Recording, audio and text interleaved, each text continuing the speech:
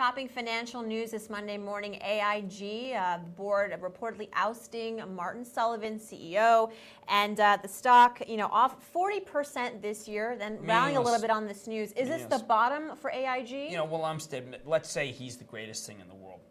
What they're dealing with is a December 6th bill of good health they gave themselves, where it talked about how the things that they were insuring were all super senior, and everything, the world would have to go wrong, bad in order to start paying, and the things that they owned were very minimally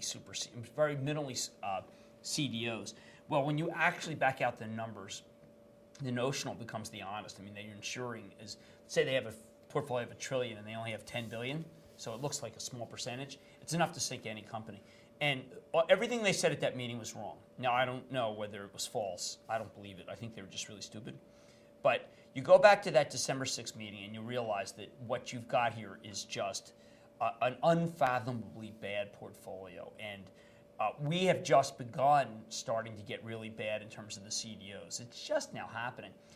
And they are knee-deep in this stuff. And a lot of the things that they claim was that they stopped buying stuff in 2005. I no longer believe that. They said that their due diligence was really fabulous. I no longer believe that. They had Wharton professors swearing that the portfolio was completely insured and hedged. I no longer believe that.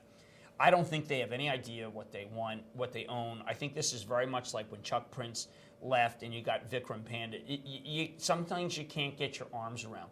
And this portfolio, you simply can't get your arms around. Well, what of the successor, Robert Willemstad? It doesn't matter. You like the guy, but... Yeah, I like him, but I like him more than Vikram Panda.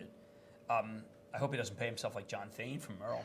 But I want to go back to the central issue here, which is that this is a company that spent a full day explaining to you why they had no problems. Right. And then 6 months later, it looks like they may be the worst. This is a company that raised the dividend. Now they got to get rid of the dividend, if you ask me. This is a company that assured you that it could buy back shares because it had great liquidity, and now doesn't have any liquidity. Farnoosh, I think this is a really deeply troubled company, and I think they need to do 2 or 3 more financings.